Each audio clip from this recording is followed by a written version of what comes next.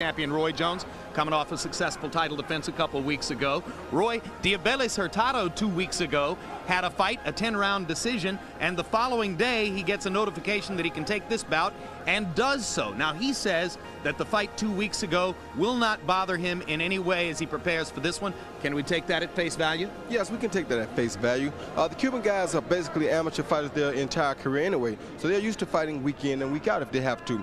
10 days is actually a week's rest for him, so I'm sure he's able to adapt to this situation. This is what he did his entire career probably in Cuba, and I don't think it will affect him in a negative way at all tonight. Gentlemen, obey my commands. Let's go. This probably is the first time that two defectors, one from Russia and one from Cuba, have fought for a title. Thin, fast guy. Hurtado was not regarded as a power puncher coming into the Whitaker fight. Sue's a power puncher, and there's the first knockdown of the bout. And he got nailed. And he'll never get out of this with Costa Sue, I don't think. Oh, down goes Sue.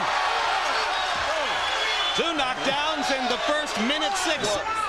Sue wants to trade punches because he's the stronger of the two fighters. But Hurtado has already caught Sue square on the left eye, or the right eye, and Sue's right eye is swelling as he goes down. 2 more power punches land for Hurtado. Sue lands one of his own and tries to follow up. Which looks even smaller. We thought the ring, with its small dimensions, would create an advantage for Sue. But it's Hurtado who scores things off by knocking Hurtado down with his first power punch land. And Hurtado gets belted in the mouth as round 1 comes to a close. What a tumultuous opening frame. About as good as it gets. Look, explain to him. He's winning the fight. He can do anything he wants. Hurtado sneaks in a left hook. Sue comes back with a body punch. Sue digging that left hook to the body. And continuing to look for opportunities upstairs. Hurtado still seemingly on wobbly legs, but fighting is for a long time, fighting just 3 rounds. It's more difficult for them to adjust to this long style of a fight than it is for Sue. Big left hook lands for Hurtado. Costa Sue backs up for a moment. Swollen under the right eye, but not yet affecting his vision as he drives forward and looks top. Straight right hand lands up the middle. Because the longer this fight goes, the better it is for Sue. Good left. 2 times already. I think Hurtado is getting weaker though. Hurtado has looked from the beginning as though he really doesn't have his legs under him. Now, as you pointed out, he was trained for the fight 2 weeks ago, and he trained right on through. Why would he have any difficulty with conditioning? He shouldn't.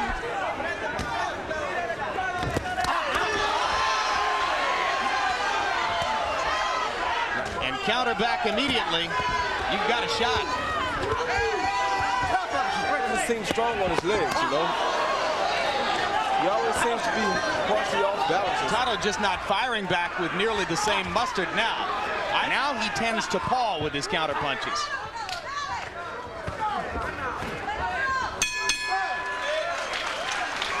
If Hurtado had thrown a powerful hook just then, he would knock Costa out because Costa was just standing straight up in front of him. I don't think he has a powerful hook left, though.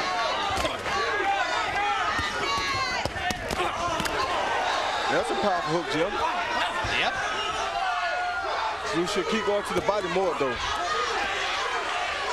Yeah. Oh, good body shot. That's when he hurts you. That's when he hurts you right there. You should keep going to the body. There you go. There you go. And Hurtado goes down as the result of the left hook to the body. And it was a very conscious decision on his part to take a rest. Finishing 5th round for Hurtado at the hands of Costa Sue. Another knockdown, again on the left hook to the body. And that's it. Thank you, Jim. Congratulations, Costa. You have another belt. But in that first round, after you belted him, he belted you back. Were you shocked? It's a stupid thing for me. I remember I told in the press conference that I'm rushing always too much. I'm from Russia, I'm rushing too much.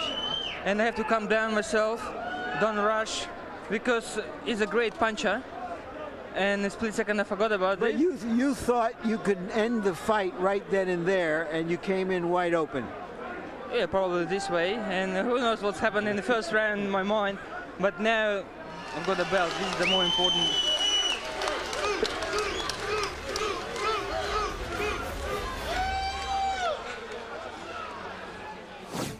Number 2. Aaron Pryor versus Alexis Arguello. On 12th of November 1982, Aaron Pryor held a fight to retain his belt for 6th time against WBC champion Alexis Arguello. Arguello wanted to become the first boxer to win the World Championship titles in 4 weight classes at once. In 1990, this fight was named the Fight of the Decade.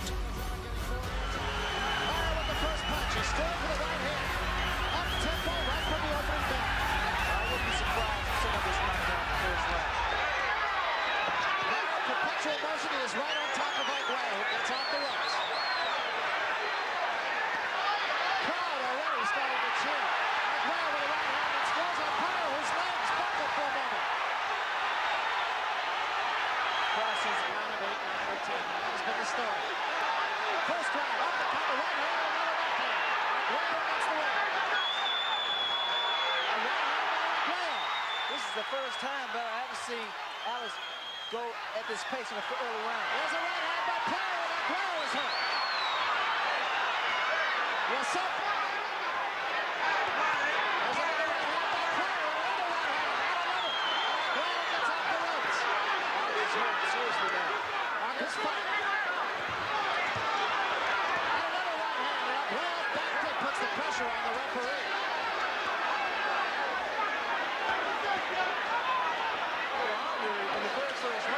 Because they started off very fast and began the first round. When there weren't too many who expected this fight to go the distance rather than uphill. A combination by Pryor and an uppercut.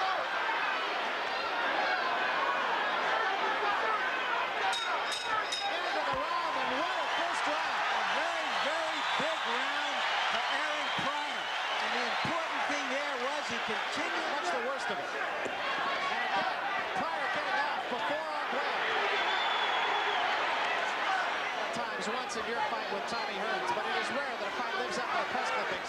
So far, this one has, albeit it is early. Arguello cutting off the ropes and fighting very effectively off the ropes. Arguello got the better of that exchange. Says enough, the crowd is very much pro Arguello, so when Arguello scores, you're going to hear it a lot. Arguello took a right hand from Pryor, most of it from under the eye. Took another shot right there. Although Pryor landing very well, he's still going to, he has a very heavy finish. He is not in there with Kevin Rudy tonight, but it was a good chopping right hand.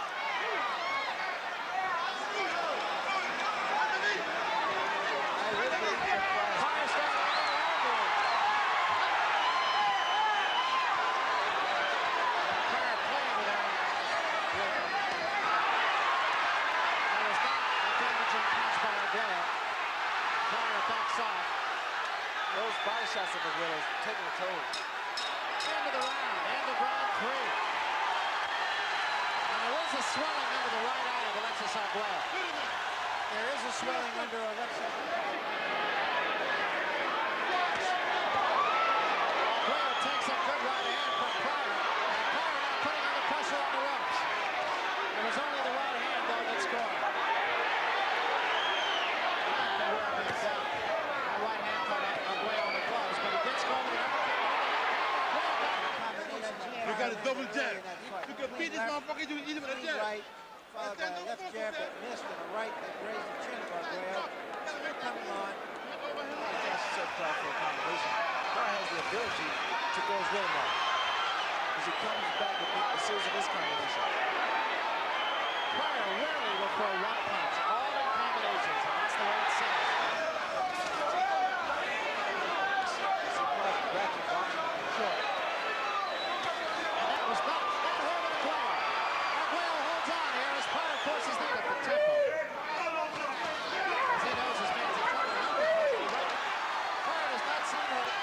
Fights harder when he's because that left hook, that right hand by Aguero was a good solid punch. He's fighting a very intelligent fight. Combination. Watch what happens when Aguero goes to arm cross body and it comes back with his head. Open.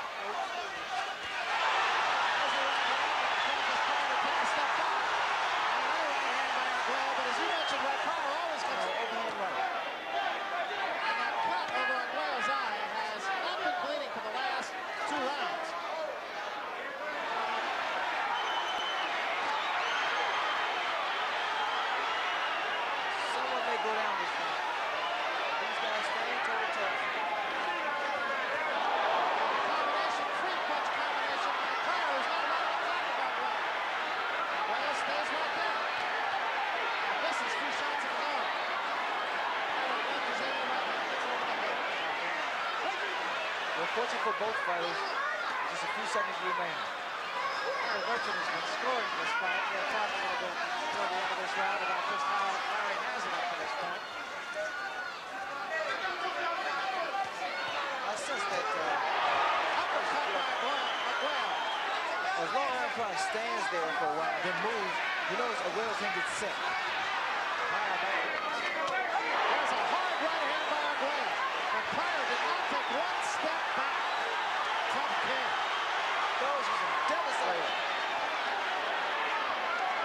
There's something Stephen has got Aguero, because if not, I feel Pryor go down. Pryor coming back with an attack of his own. Takes two more from Aguero.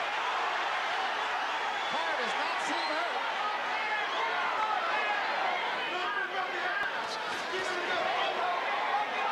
This round.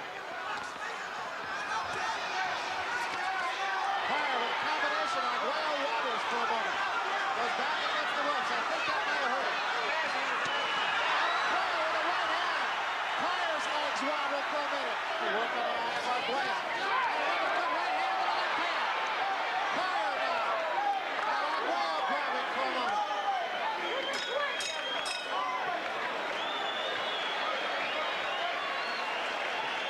That was the first time between the rounds that I've seen Aaron Pryor draw a deep breath. Pryor forces the attack. This is the 13th round. It is still anybody's guess. Toe to toe. Nobody really doing much damage, but toe to toe slugging. There's a right hand, snaps the headlock, and Pryor is hurt. Pryor with a jab and a combination again. And Aguero's in trouble. Aguero in big trouble against the ropes. Pryor going for the kill, trying to put him away. Aguero trying to cover up. A smashing right hand. Aguero's helpless against the ropes. Aguero's hands on his side. It's over. Aaron Pryor has retained his junior welterweight championship. Aguero slips to the canvas. What happened toward the end? It looked like neither one of you could hurt each other, even though you were hitting so hard. Did you feel that he was getting weaker? Yes, I did. But, you know, he was always dangerous, always doing the fight. You seen that fight, those devastating right hands he was throwing.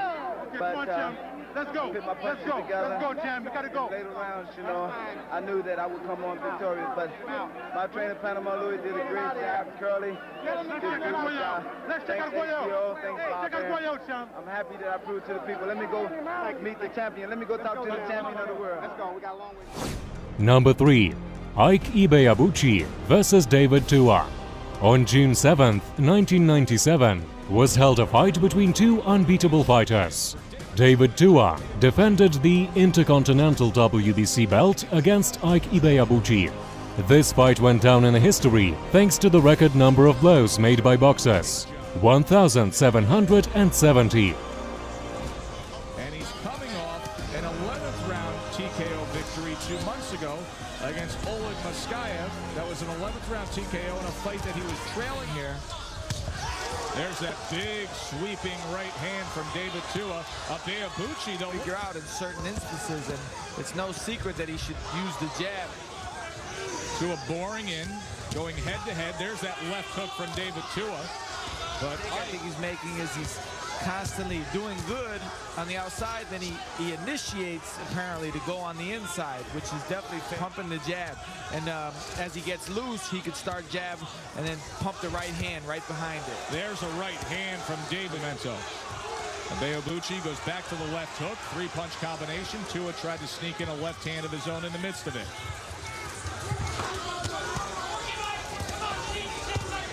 Tua trying to rally at the end. Abeobuchi meets him. What a strong start for the Nigerian native. Got a very, very early pace. It's funny, Ronnie Shields in the corner of David Tua, almost as if he's listening in for him, but you know, you want to keep motivation up. One thing I didn't like is that he asked him, how do you feel? I don't think you should. Also like the fact that he seems to have a good selection of punches. He uppercuts, he hooks to the body. Right back at him with a left-right of his own. There's a short uppercut on the inside before Tua comes back with a left hook. Muskayev most recently, that was in April.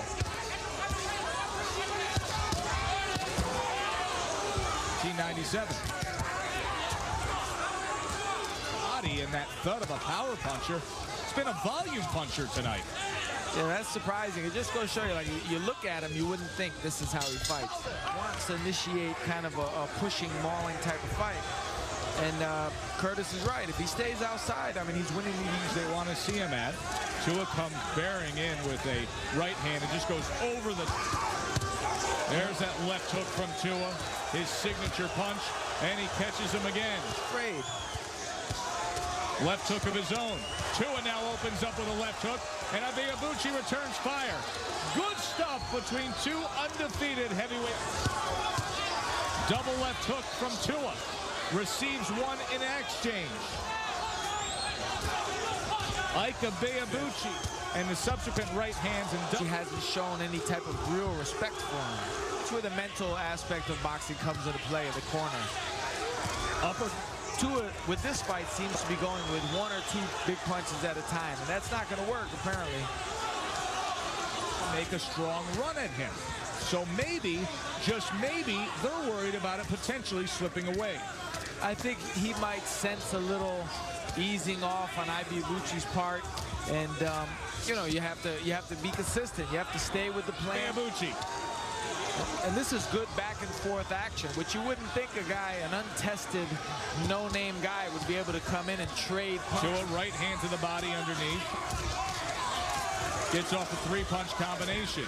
And that's what he needs more of. Tua needs to drop in. Abeobuchi and his commitment to keep punching. Oh, very nice left hook by Abeobuchi. Never thought that Abeobuchi would have been able to stay with this pace for this long, John Scully. No,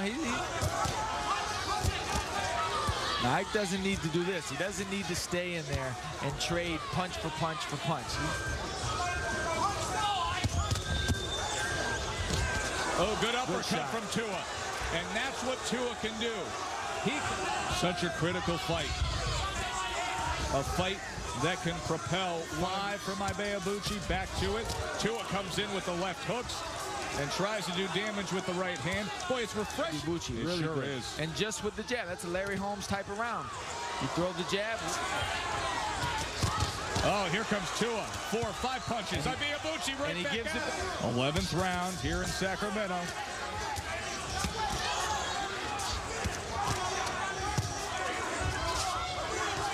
He's taken the best shots. He's been able to return fire. Combination from Tua now, and Ike doesn't. I just think it's too little, too late. Look at this exchange. Tua head hunting. He's not landing though. Oh, good shot. It was Abeobuchi who finishes it off with a left hook with his power punching.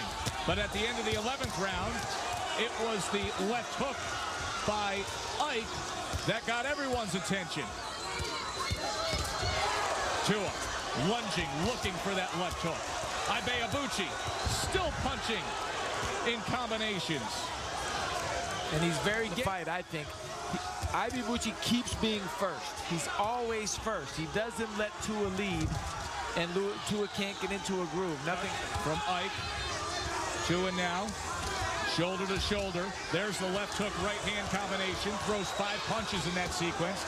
Abeobuchi, right. And that's exactly what we've been detailing. He needs some punch for punch. He answers him back every time. He takes all the play away. Now they go swinging in the middle of the ring. That's what they needed. Look at this.